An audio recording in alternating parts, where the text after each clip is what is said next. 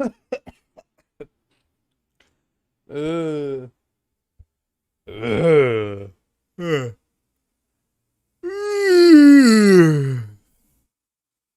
Mm. Oh.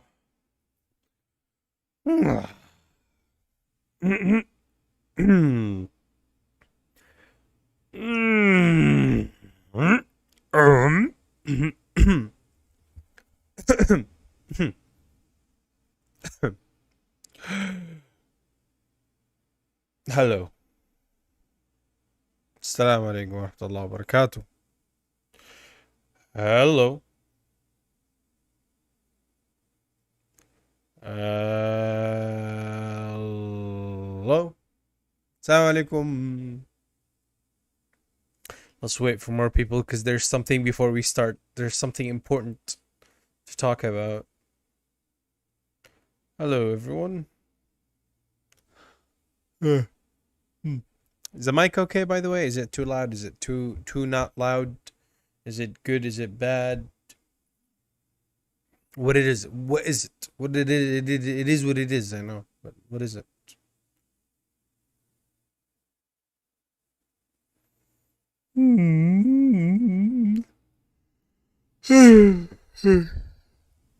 Let's tell you.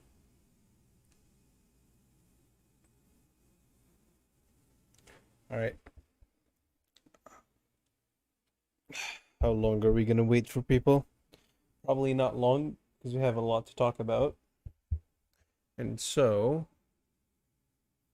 or maybe I should talk about this at the end of the stream, not at the beginning. All right, I'll talk about this at the end of the stream because people will be here. For now, let's recap. Let's do a recap, quick recap. Today's episode might be a little shorter from others because I also want to do a recitation stream right after this. It is what it is. But yeah. Okay. Where was I?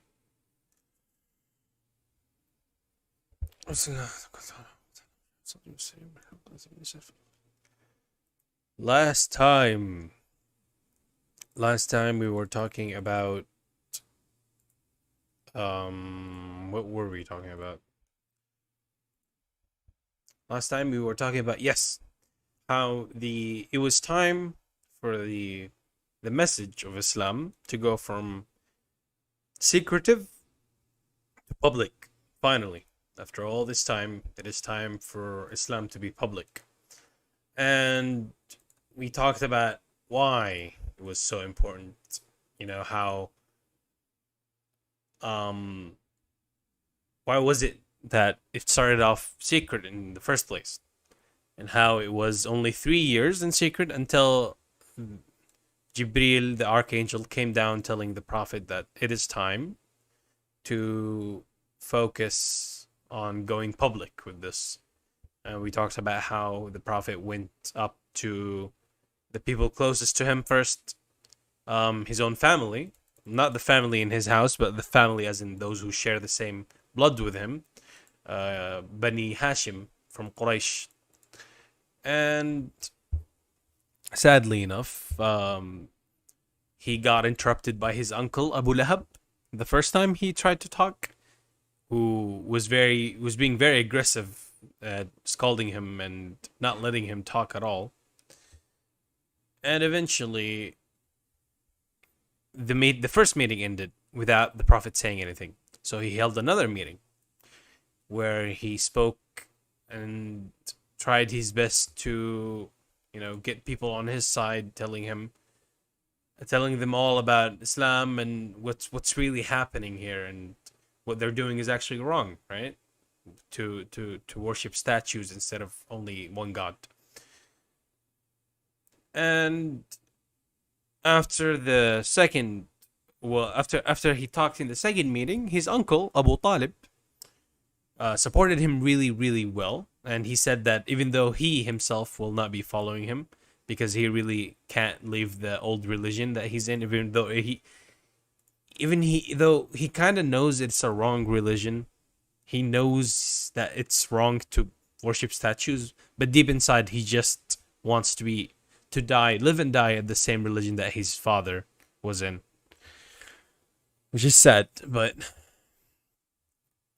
he told him he would support him as long as he lives. Abu Lahab once again tried to convince him, no, this is bad. Don't actually support this guy. He's bad. Whatever Prophet Muhammad or like this kid is up to, it's not gonna be good for us. And Abu Talib simply just replied to him that he will support him until he dies. And then the Prophet went up to Jabal al-Safa, which is the mountain of Safa that we mentioned at the very beginning of the story. One of the two mountains that Hajar was running from, or to and from, so that she could find any water. So on top of it, the Prophet gave his speech. And even though it was a really strong speech, and he that was very well prepared for, had really good logic, Abu Lahab used the classic Twitter technique where he would just like make fun of him and made everyone just like leave. He literally just said, perish you. This is why you brought us all here in this place for like random stuff. And it is also said, like another side of this story that I haven't mentioned last time. Yeah, that's true. Even, well, that's kind of spoilers. Let's not talk about this right now. But yes, that's true what you said, Chitai. And there was another story about the Safa place where the Prophet said the following. He said, "Oh Quraysh, all of you, save yourselves from the hell, you know, the fire of hell, the hellfire. Oh, Bani Ka'b, like he started saying the names of tribes, and then he even said, like he started big and went to smaller tribes until he said, Ya Fatima bint Muhammad, anqidhi nafsiki min al-nar," which means, oh Fatima, the daughter of Muhammad, his own daughter, save yourself from the hellfire. Which you might think, wait, why would you say that of his we thought his own daughter is Muslim. Well, this is because he was showing, which he says right now in a bit, he's showing that it doesn't matter who you are. It doesn't matter who you're close to. It doesn't matter who's your father. Even if your father was Dr. Naik Zakir, if you're not someone who believes in Allah, and you know you're not believing that there's only one God, then you will not go to heaven. Very simple. Very, very simple. And because of that, the Prophet was saying to even his daughter, one of the, if you guys remember when we talked about the one of the women who are well known in Islam, or like the whole world, the best women in the whole world, that's one of them, Fatima bint Muhammad. He even used her an example to show that it doesn't matter if it's, you know, the daughter of the Prophet, you can still go to hell if, you know, if you're a bad person. The same can be applied for the wife of Prophet Noah. The wife of Prophet Noah and the wife of Prophet Lut were both people who are going to hell, right? How to get, what if my dad is Dr. Zag, but I'm fully sane, how to get Tawbah? What do you mean? Like if it doesn't matter who your dad is. I'm saying it doesn't matter who your dad is. If you want to get Tawbah, then that means you believe in Allah, you believe in God, you believe there is only one God. Then that means you're good.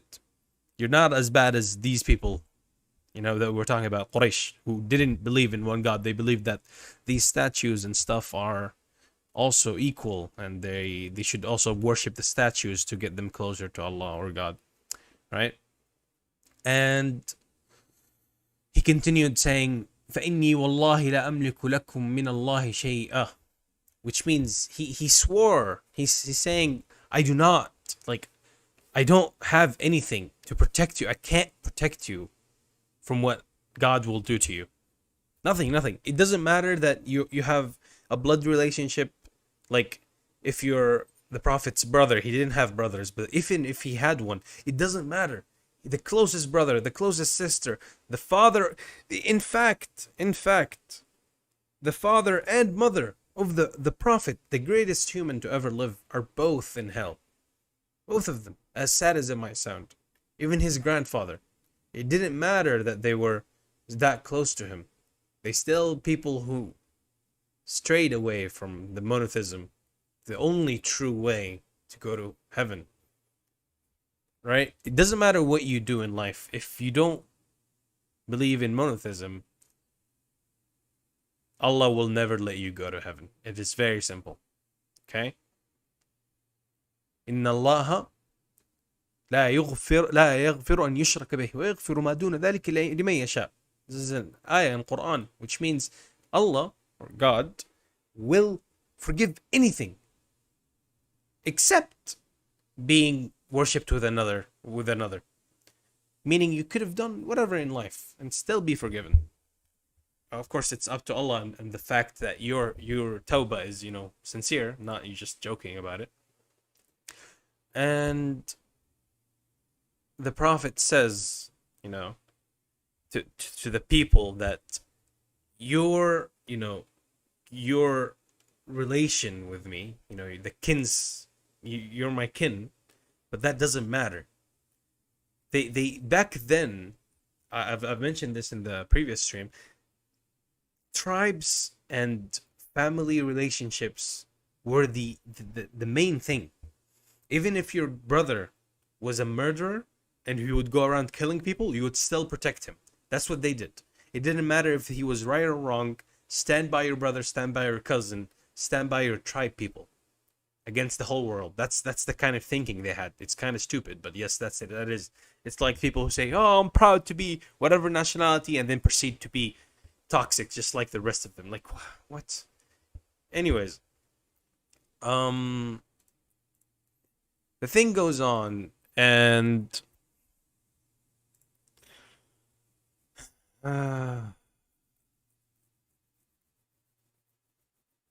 what am I gonna tell this guy? Listen, Pathan Gaming.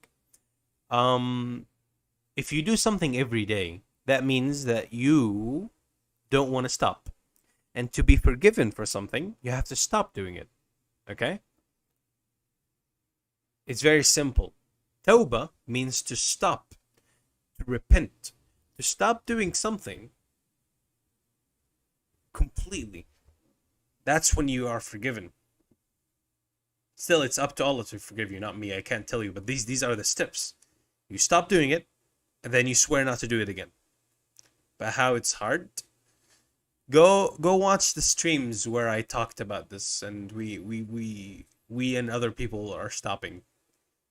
This is not the place. Go look up easy peasy method.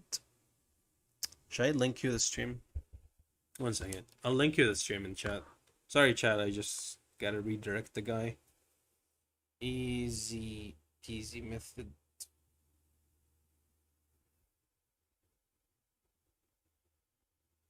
All right. So here, hopefully you're not trolling and wasting our time. Here's a good book that we read about this. Very, very good book. Click on the link, go watch the streams, and read the book with us. And yeah, tell us how it works out for you later. Anyways, where were we? Yes, so we were saying how it's very important for them back then. It's sort of like a fiery, passionate relationship. Their bonds between each other, just because they're in the same tribe and family, were like burning fire, right? And because of that, the Prophet said he would,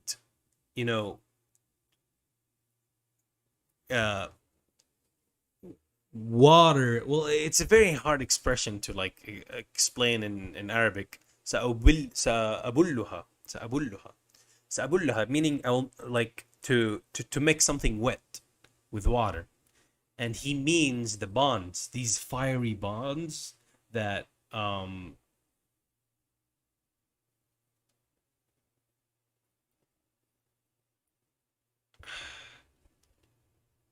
this is actually very hard to explain.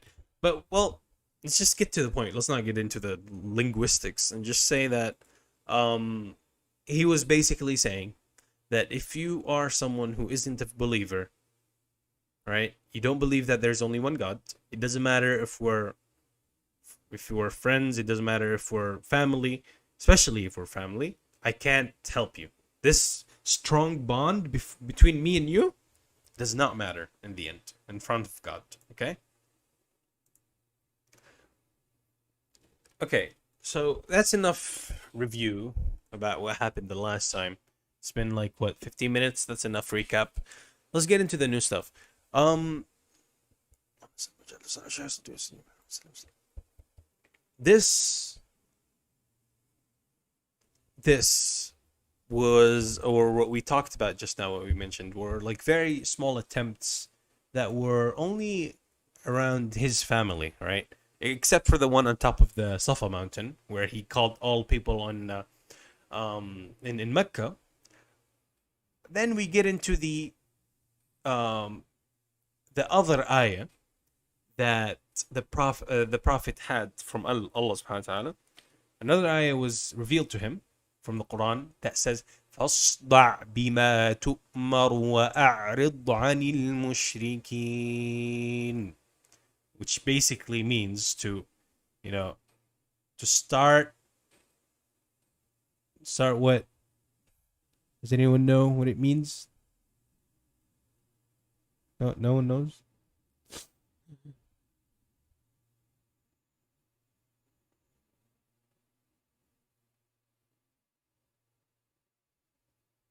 فاصدع بما تؤمر.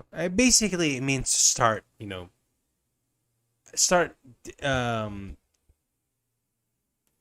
don't want to say the word debunk. Debunk is a very yes, but فاصدع بما تؤمر, as in like be public about what your message. وأعرض عن المشركين, to also defy mushrikeen. Mushrikeen is basically the word for those who, من كلمة شراكة, to worship another god. Polytheisms, basically, right?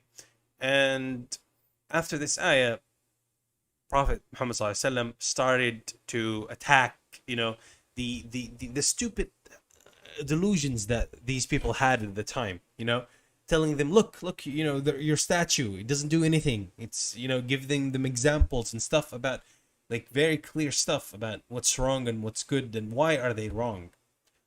And what do you think happened? They started getting really angry, really, really angry.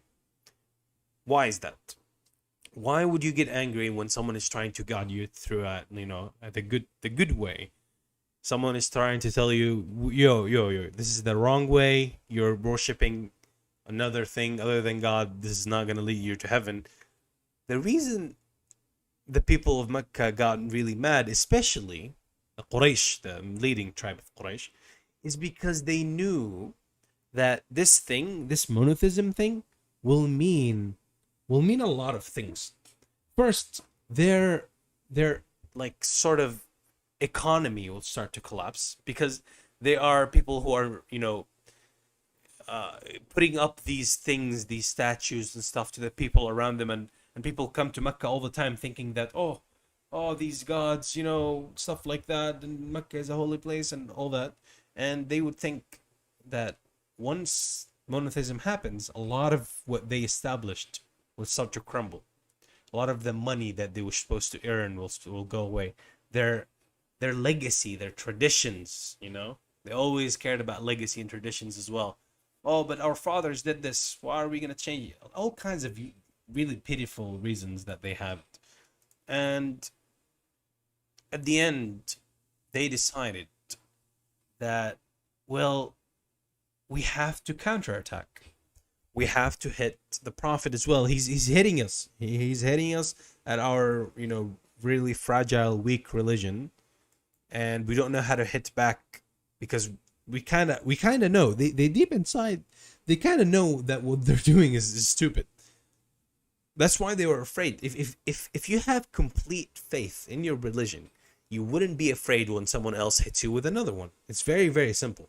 It's like if a Muslim is being, interrogated by a Christian person, well, not the original Christians, not the actual Christianity, the new one that's being practiced at the modern days, and if they tell you, hey, maybe okay, let's not use a Christian an example.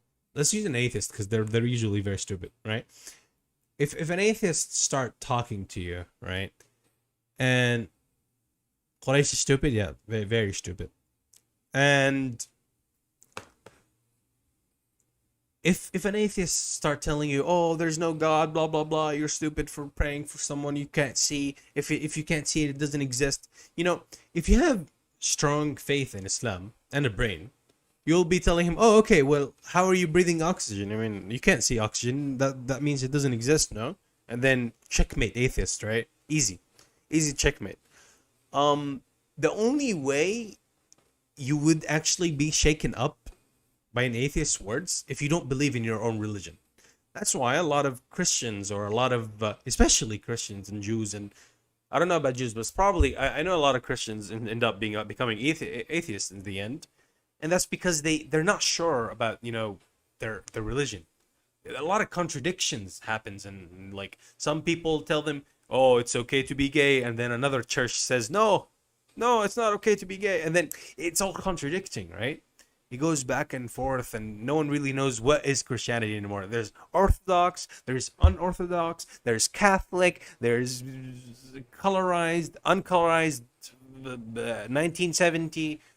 All kinds of Christianities right now exist. Even though it was only one original, true one, now you can have as many Christianity types as there is pizza. There's Christianity on pineapple, pineapple and Christianity, all kind of things. It's sad, but this is the truth. There's so many kinds that even till this day, some people can come out and probably say, well, now we have a new Bible, and in this Bible we say that, whatever is whatever, and we accept this thing that the other Bible doesn't accept, right? And this is why, because they were very similar, Quraysh, in that regard. They didn't really have some sort of a set rules for their, statue worshipping, like religion, their shirk. They just did it, There weren't really any rules to it. There weren't any no and yes. They just worshiped the statues, and that's it. That's why even Umar ibn Khattab, he had a statue made out of dates. He worshipped it in the morning, and in the evening when he got hungry, he ate it. Really. Like, if you ate your own God, then there's a problem with this religion, right? And 72 branches, if I recall. Wow, that's a lot. I'm pretty sure there's probably a lot more. It's probably a lot more. The more I look up into it, I see a new one coming out every time. But anyways, and that's why they were wondering, Quraysh, like, what are we gonna do? We can't fight him in the religion department. Maybe we should turn on to him himself, right? But they were like, wait, he's like the most trustful man that we ever know. He's the most honest man. He's literally the top human being we've ever laid our eyes on. We know for a fact that no one is better than him to being a gentleman, a good person. Then what are we gonna do? Like, literally, they kept thinking, like, what are we gonna do against him? So they went to his uncle, Abi Talib, right? They thought, and they were thinking, oh, wait, his uncle, Abu Talib, is still with our religion. Which means, if we tell Abu Talib that Muhammad, his brother's son, is shit-talking our gods and stuff and really disrespecting them, then maybe we can anger Abu Talib and eventually get Abu Talib on our side. And if it's, Muhammad's uncle on our side, his guardian, the most important, person that's been protecting him too, is in our side, we just win this, right? He could tell him to stop. And, where were we?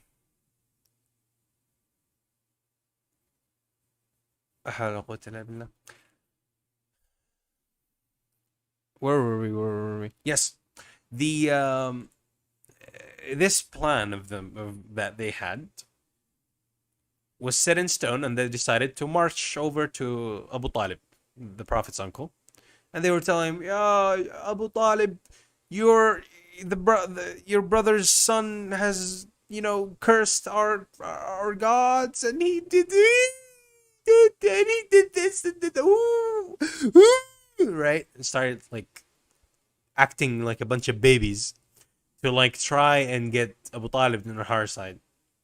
Please do something about him. You're so funny enough. Abu Talib wasn't actually angry, even after he heard all these false. Well, not really. It doesn't matter if they were false or not. The whole thing. But what matters is that their whole plan didn't matter because Abu Talib simply, replied to them nicely and told them no. No. You know that Bugs Bunny meme where he says no? Very similar way. He just like beautifully turned them away. And they just realized that they can't do anything from his side. Abu Talib will not budge. He said he will support him until he dies. So they thought, well, we have to do something else. This is not good. Why is it this not good? Because it was about to be Hajj season. What's Hajj season, you say? If you don't know about Islam, it's basically once in a year, all people all from all around the world go to Mecca to perform Hajj, which is basically pilgrim, and that thing was happening even before Islam was a thing. You might be wondering, wait, was the Hajj already a thing back then? Well, yes, but it's not because of Islam. Hajj was already a thing ever since Ibrahim's time, way back then. And it stayed on, engraved in people's memories for thousands of years until Muhammad was born. And so people would still go to Mecca during Hajj season. Because of that, even though, things changed and statues exist and everything, but they still go to Hajj. Because of that, the Prophet took this as an opportunity to start guiding the people who come to Hajj, because they're coming for Allah. They're coming to worship, and they come to give their gratitude and thankfulness for God and all these things, while also doing other wrong things like worshiping statues. So essentially, they're good people. That's why the Prophet saw a chance in spreading Islam among them. Oh, I said among them. Now you're gonna get the kids saying, "Oh, sus, oh." And because of that, Quraysh were panicking. They were like, "No, no, no, no. We can't let this happen. If Islam spread out from because of Hajj season, we will eventually lose our place because it's gonna spread out more and more and more until we lose all our power because everyone believes in this Islam thing. So what are we gonna do? We need to do something to prevent Muhammad from spreading this to the people coming over to Hajj for Hajj." So they just gathered with someone named Al-Walid bin Mughira, and he told them, he was a very smart man. He told them to make sure that our lie works, so that the people coming for Hajj would believe us. We need to all unify our lie. Meaning, we can't be like, hey, you can't listen to that guy named Muhammad. He's a magician, he's gonna cast a spell on you. Ooh. And then the same Hajj, the same pilgrim will walk into another person who says, yo, you can't listen to that guy called Muhammad. He's just a poet. He's just saying these things that he wrote. Like, eventually people will realize, wait, are these guys trolling? Like, is he a poet? Is he a magician? What is he? Right? If you try to spread out rumors without a brain, eventually people will realize that you're spreading rumors because they will contradict themselves. Things will come all around differently. That's why Al-Walid told them to unify what thing is they gonna say, and never change it. If we say we're gonna call him a magician, every single person will spread the rumor that he's a magician and nothing else. Otherwise, people won't believe us, right? So they started thinking, okay, so tell us, Walid. You gave us this idea, so tell us what kind of thing should we say? So he told them, no, you guys decide, and I'm gonna listen to you. So they said, okay, we'll call him a fortune teller, or, a fortune teller, a lying fortune teller, because they knew, that fortune tellers aren't actually able to see the future. They're a bunch of people that pretend to be able to see the future while using lies and stuff to gain money. So they said, let's just call him a fortune teller. So people around were saying, but wait, he's not a fortune teller. We know what fortune tellers are. And Muhammad is not one of them. He doesn't even dress up like one. He doesn't do these things. He doesn't carry around like weird stuff to dice or whatever to do his tricks, to pretend that he knows the future. So they said, okay, let's just say he's crazy. So Al-Walid said, he's not crazy. We've seen what a crazy person is, right? We know how crazy a person act and how they talk. He's not crazy. That's not a believable thing. So they said, let's just call him a poet. Again, Al-Walid told them, no, this is not going to work. He's not a poet, right? And on until they said, let's just call him a magician, or a sorcerer, I guess is a better word. He also said no, right? He knew he wasn't, but after he said no, he's not a sorcerer. We know what they do with their like little disgusting things, because till today, and even back then when magic was revealed to humanities, which is also a huge story that I'm not gonna mention, but magic was revealed to humans a very, very long time ago. And when we talk about real magic, it is very disgusting, very sinister, very revolting. It doesn't do other than three things. It's either makes you hate someone, either makes you love someone, or gives you an illusion. These three things. Three things only that magic can do. And to do these things, it's very, like, they have to take like a strand of your hair, your underwear, and then wrap it in like sort of disgusting poop or whatever. It's all very disgusting things. And I'm not gonna get into it right here. And they knew that no, Muhammad is not he's not a sorcerer, he's not a magician, he doesn't do these things. So they thought, and especially Al-Walid, he told them, give me a minute, let me think, right? And that's when the ayat where Allah subhanahu wa ta'ala says, إِنَّهُ فَكَّرَ وَقَدَّرَ فَقُتِلَ كَيْفَ قَدَّرَ ثُمَّ قُتِلَ كَيْفَ قَدَّرَ. Right? He basically thought, looked around, was angry, thought again, and until he said, you know what? It's just magic. Just say he's just a normal human who is performing magic to make people hate their own families. It separates you from your father and mother. It separates you from your wife. It separates you from your brother and sister.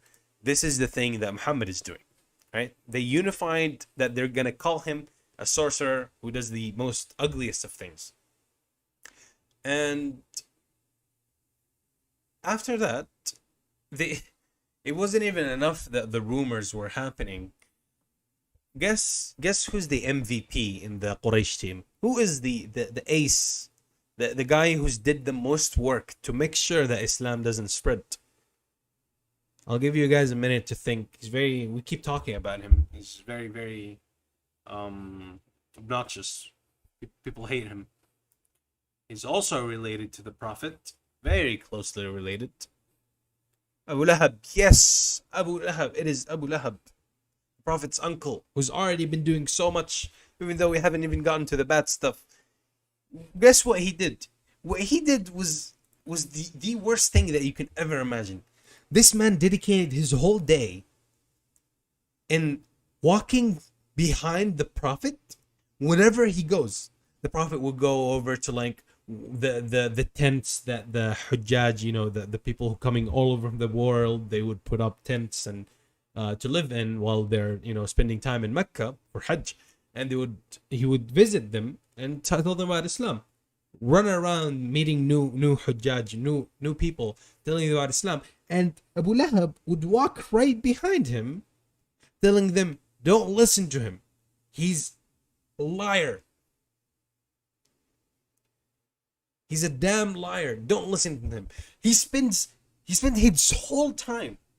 Like, how can you be that dedicated to being an ass? Like, seriously. He just walked behind him. Whenever he finished talking to someone, he would just tell them, "Don't listen to that guy. He's a liar." Like, and the reason this worked pretty well is because I think no one would get that idea, right? If think about it, if you are a random person on the street, someone randomly talks to you, tells you about all kind of crazy things, like hard to believe that there's a God, and he's the prophet, and blah blah blah, all these things. And while you're still thinking about it, right, you're taking your time to think about these things. Right after that, a man appears telling you that guy was a liar. He's crazy, just a liar. Don't believe him. You will immediately stop thinking. You will just go away from thinking about that, because you'll realize, this guy came to help me, telling me that this guy is a liar. He's saving me some time. He's probably one of the residents who suddenly saw me talking to this guy and decided to help me. No one would get in their right mind. No one would know that Abu Lahab is actually trying to purposely harass the Prophet, walking right behind him wherever he goes and saying these things. No one would think that. If I knew that this guy behind him, the guy who just approached me next, telling me that, that guy is just lying, was doing it on purpose, I wouldn't believe the guy, who's telling me that he was lying. I would think, no, you're the bad guy. You're the one who's running around to him being an ass. And sadly, that wasn't the case. People just thought that, the Prophet was actually just, lying, or was a sorcerer, just like the rumors were doing. And sadly, the whole trying to get people who were coming for Hajj over to Islam never worked out. All right. So, on the topic of what Abu Lahab did, what he did, it's just annoying, man. Just to prevent the Prophet from doing his work as a prophet, trying to bring people over to Islam. Let's talk about other things that Quraysh did, to prevent the da'wah, to prevent the message from being spread. Number one, right? They always made fun of him and his followers, and every person who's known to become a Muslim, they would look at them with eyes of disgust, like they're slaves, or even worse than that, they're like the less than humans. They would start bad mouthing them. It's actually like you're being bullied in class for being the smart kid. You're the smart kid. You're doing the right thing. You're actually studying and doing homework. So the idiots in class, just because they don't want to study, they don't want to succeed, they're bullying you. Very, very simple, right? This is very realistic kind of thing that they were doing. But it shows how sorry they are and how much of losers they were. They would call him crazy. They would say that he's a liar over and over every time they see him, right? And whenever he would sit down with his, companions and people who believe in Islam, they would just, say,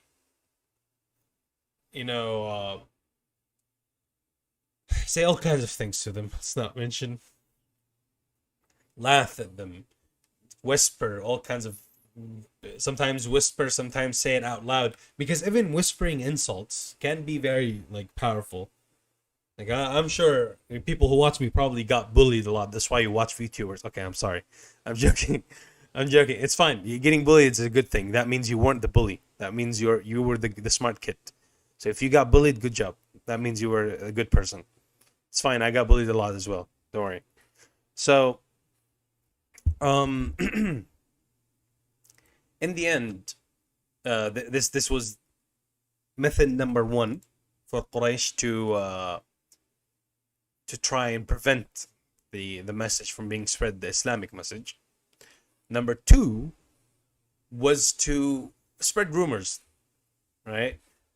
To just say that no, he basically collected these, the Quran. We basically found some ancient texts and he wrote it down, and he just believes on these ancient texts. He thinks that this is his life, which is ironic, by the way, because these Qurayshi people are literally just blindly following what their fathers did from ages ago.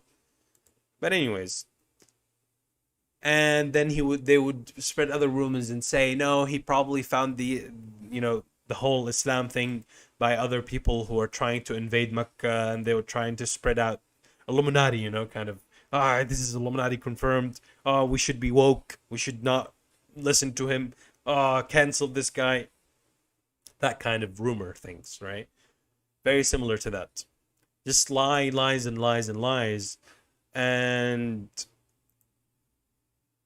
in the end,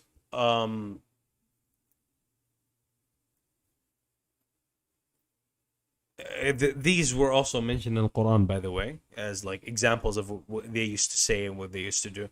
Something like one thing they would saying to prove, quote unquote, prove that the prophet isn't a real prophet, saying أعوذ بالله من الشيطان الرجيم ما لهذا الرسول يأكل الطعام ويمشي في الأسواق, which basically translates to, what is wrong with this quote unquote prophet?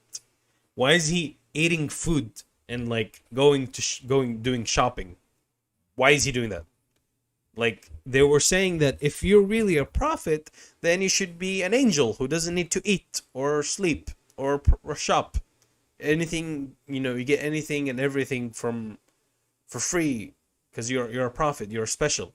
They didn't know that life, well, they should know, but they were just being stupid. Life is a test, which means if Allah sent an angel towards all humans, then that wouldn't be much of a test. We will be so terrified that we will literally submit and kneel in the first second that we see the Archangel Jibril, right? That's not really a test of whose heart is the purest and who would try to follow Islam and who wouldn't. Like, haven't you thought about it? Why even create dunya and create this life if Allah could definitely just show himself to us and everyone was like, would kneel down this instant from his mightiness? In fact, when Allah showed himself to a mountain, it broke down. The mountain just crumbled, disappeared. It disappeared. Dust, ashes, right?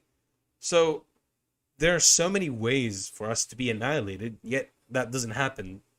It's because this isn't really a way of Allah or God trying to, like, some people think Islam is about, or like probably atheists as well think as that as well. Oh, why is your God trying to beg you to worship him? That's not what's happening. Of course not. God forbid someone says that. Allah isn't sending us prophets because he wants us to worship him and like he needs our worship. It's not like some anime where if like, I don't know, Noragami, I think, or something else, if no one worships the god disappears. No, that's not how it works. There's only one God, and because God doesn't need وما خلقت الجن والإنس إلا ليعبدون ما أريد منهم من رزق وما أريد أن يطعمون. Allah doesn't need us to feed him, doesn't need us to do anything for him. He doesn't collect energy from us when we worship him. It's not like all the prophets and all the religions that came down from the sky where Allah are made so that we would start worshipping so that Allah would live. No, he doesn't need any of that. He doesn't need any of these things.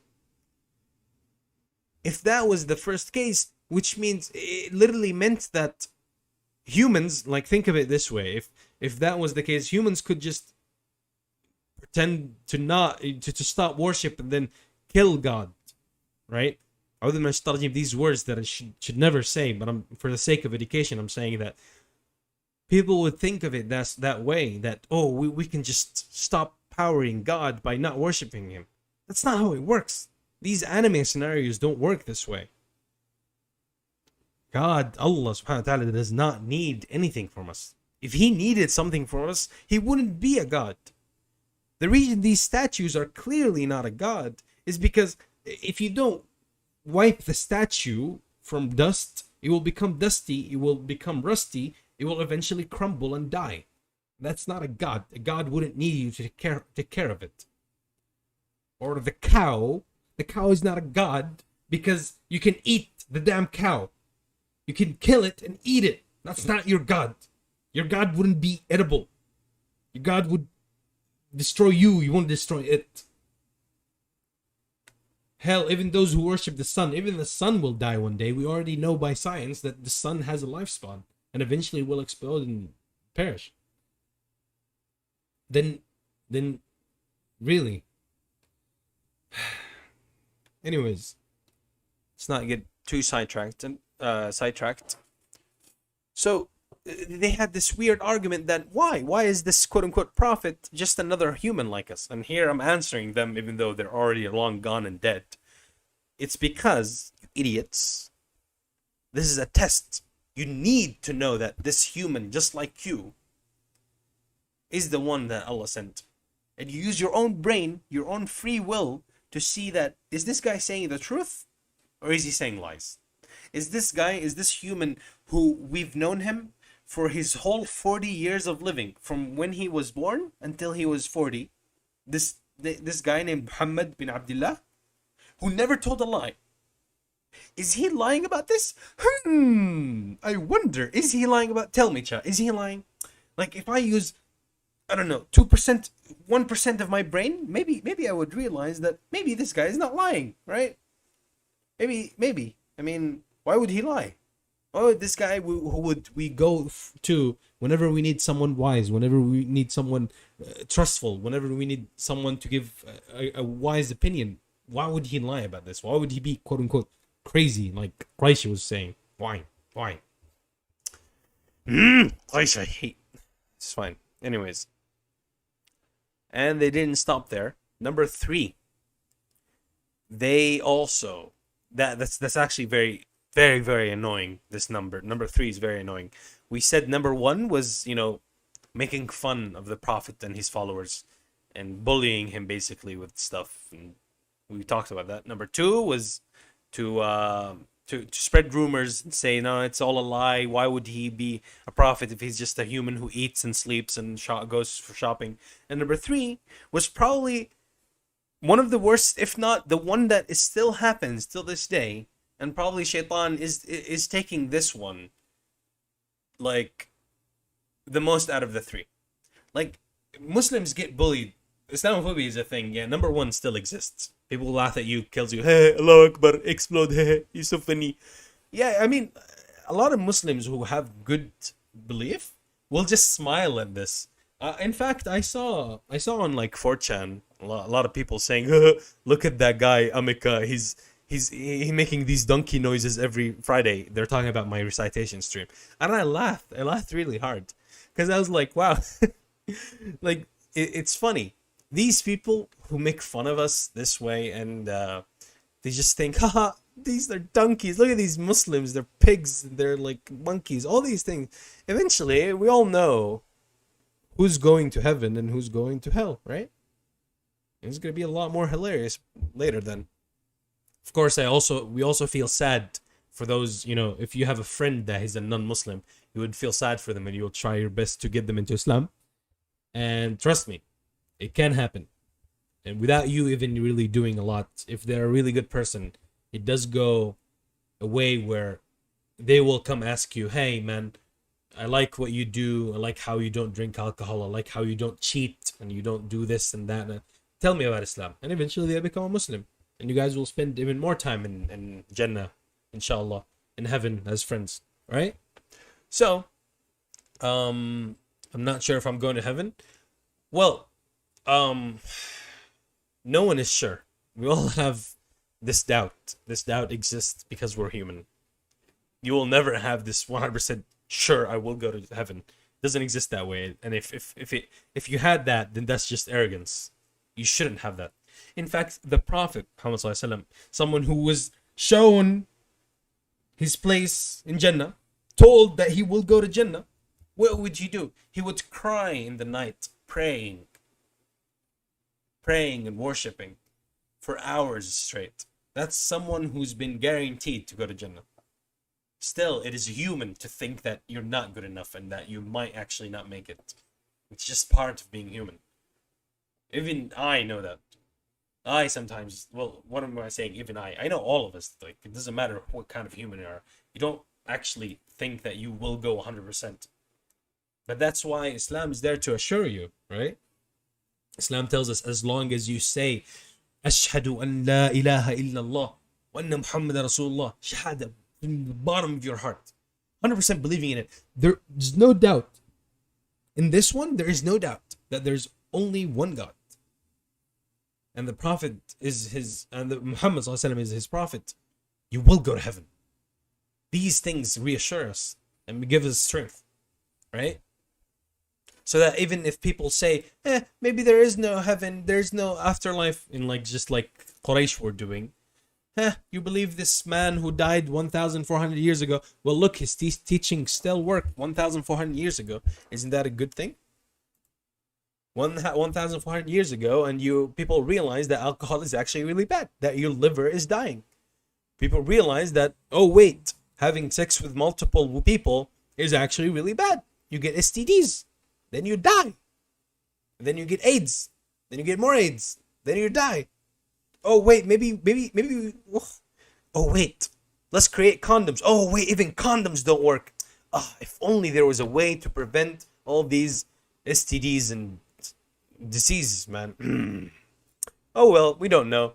Haha, Muslims only have sex with their wives. Stupid. I'm gonna go to the nightclub. Oh no, I have STDs now. I guess I'll die. This is basically the lie spawn of every idiot who makes fun of Islam. But anyways, where were we? Yes. So all these things we've been talking about, they apply to this day to real life, and these kinds of bullying methods, they just evolved into like being on Twitter and online and stuff, instead of, being right next to you, just like happened to the Prophet, which is also not as bad, because imagine Twitter, but everyone is really right next to you and disliking you and making fun of you and bullying you every time you leave your house to the time you go to bed, right? It's not exactly a fun lifestyle. And still, the Prophet never faltered and stayed on his way. Of course, he was hurt. Everyone gets hurt. He was human as well. But he stayed. He stayed working hard towards spreading the word of Islam. And back to the topic, we'll end it with this, with number 3. Or maybe we'll go... Okay, let's finish all 4 of them, because there are 4. Number 3 was one of the worst, in my opinion. I dislike it so much. I hate number 3.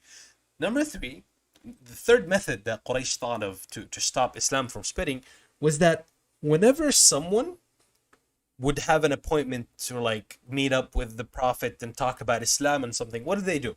They would hire a hooker to go sit with him and sing for him and give him lap dances and stuff, so that he'd be like, oh I mean, woo, Kaiba boy, right? And then just doesn't go to meet the Prophet. Just like that. They would actually hire hookers to stop. They would pay money to get people things and like hookers and all these things that keeps them away from meeting the Prophet, so that they would become Muslim.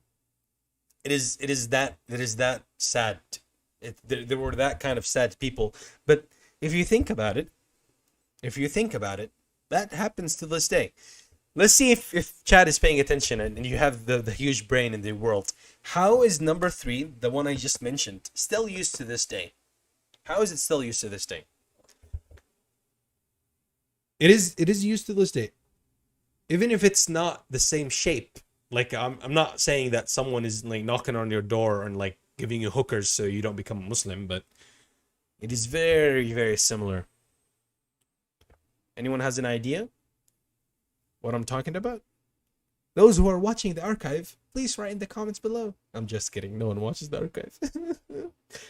Anyways, no one has an idea. Is there a stream delay? Yeah, probably it's the stream delay. All right, I shall expose. Basically, think of it this way: PORN, corn. Let's call it corn right now. What does it do? What does it do? The ads, the media. Media is also another word for it, yeah. What does it do? They show you all these things and then they're like, hey, look at these. You know? Can't talk too much. I'm working right now. No. Thank you. I was joking about the archive thing. Thank you. It makes me happy though that you're watching it. Thank you, Lynn. Good luck with your work. So yeah, they would use media to do things like, show you big boobies, badonkers, and be like, oh, why should you go pray right now when you could be watching this show about badonkers, right? And just like that, you would be thinking, oh, should I be praying or should I be watching this thing? It tickles my senses. And boop, here you go. You don't, you forget about the actual religion that you're supposed to follow. And another example would be right now. It's the last 10 days of Ramadan, which is the thing that I was going to talk about at the end of the stream. So let me hold that off for a minute until I finish the story. Number 4, well, today wasn't really much of a story. Well, we did talk about some stories, but this is more of a list. Number 4. Right. This was the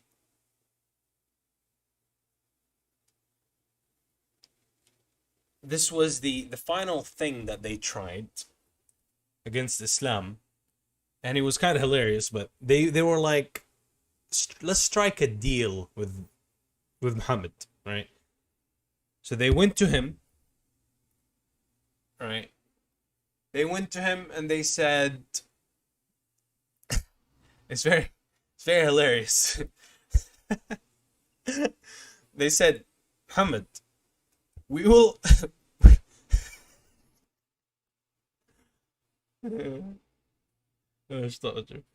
they said, we will worship your God 1 year and you worship our God the next year. 1 year for you, 1 year for us, okay?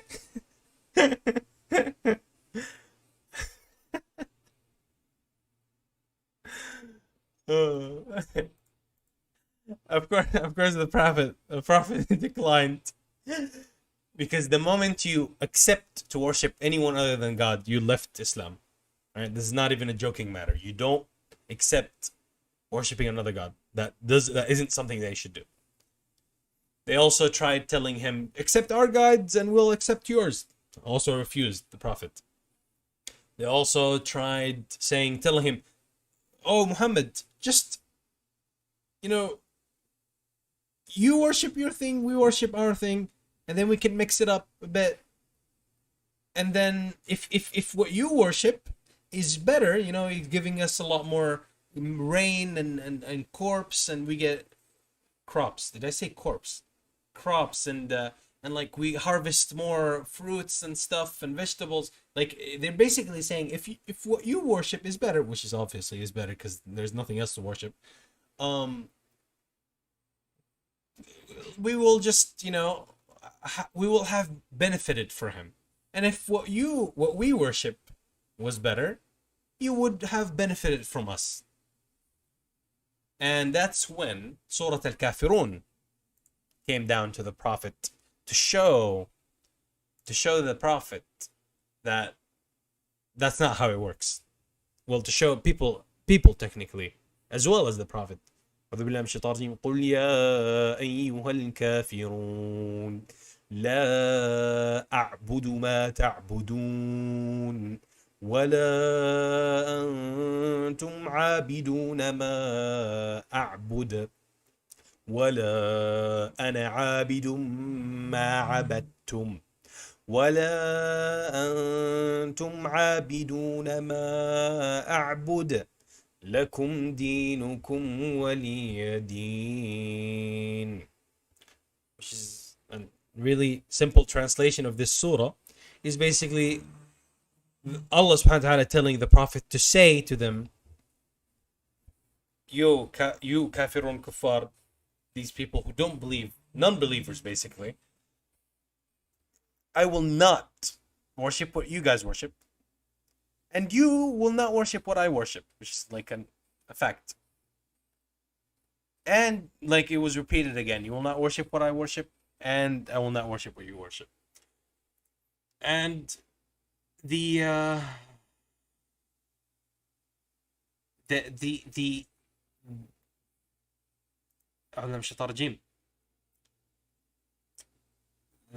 revelation of this surah was the end of this deal. Like, that's it. If Allah spoke and said in Quran no, means no. That's it. It's not even up to the Prophet to think about it anymore, even though he already refused.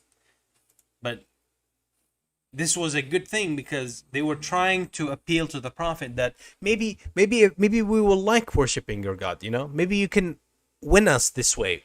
When in reality they were lying. This was a deal that they will never follow. They will just pretend to worship when they're not actually worshiping. They were like, okay, that's it. We worshipped your father for 1 year. Well, father, your gods for 1 year, and now you have to worship our gods, And this was the 4 ways that Quraysh were trying to suppress the Islam. But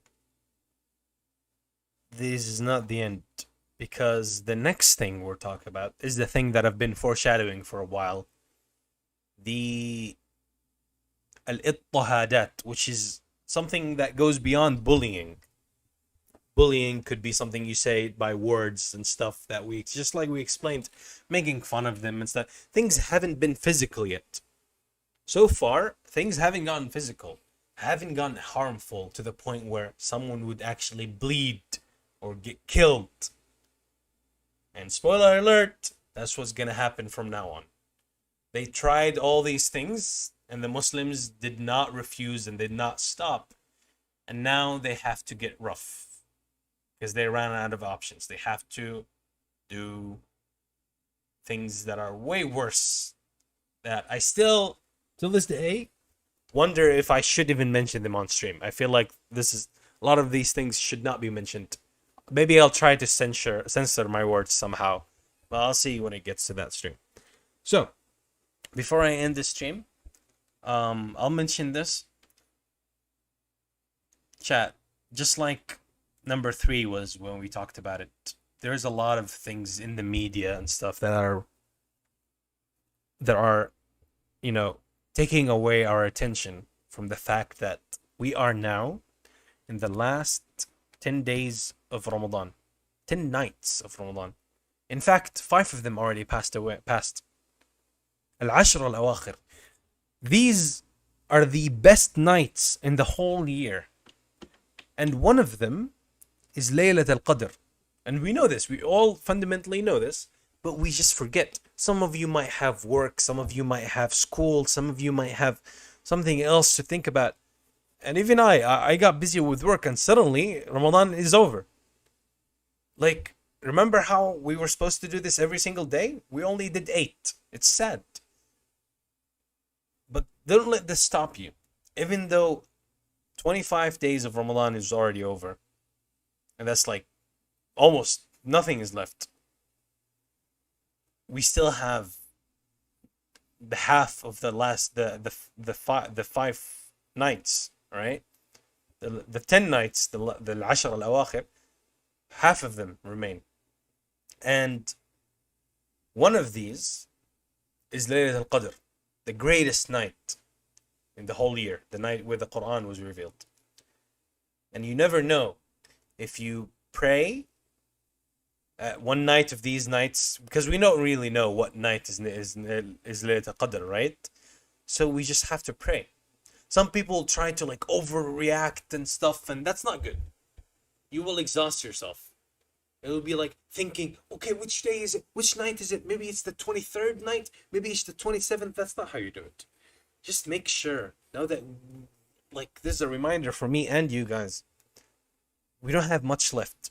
Every night, stick some of your time to start praying. Pray for those who you love. Pray for those, pray for them to have a longer life. You really don't want someone you love to die. And this has been happening a lot.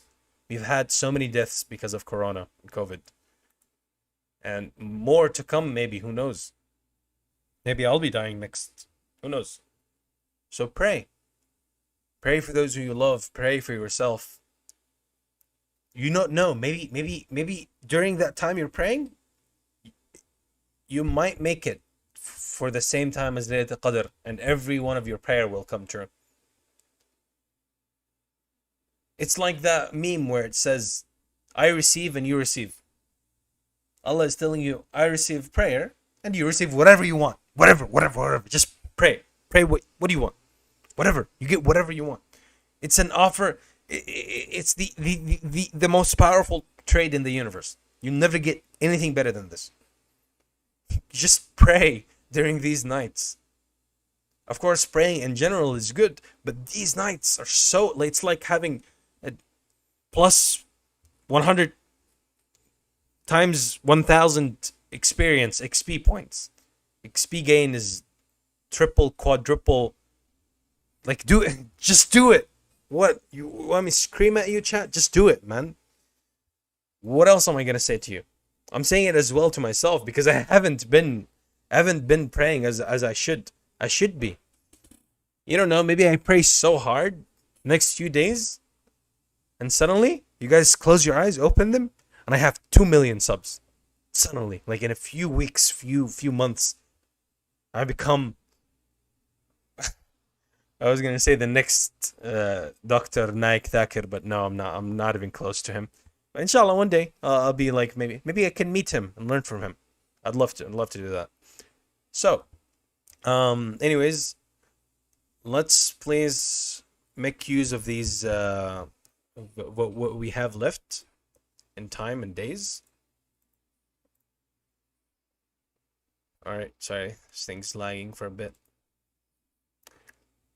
So yeah, the prayer we do in the night. Yes.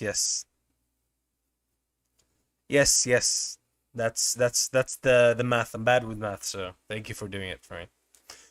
All right, have a nice good of your day, chat. And if you are around in the next hour, I'll be doing the recitation stream. So see you guys later in an hour if you're gonna come to the recitation stream. If not, then see you next time, I guess. Take care.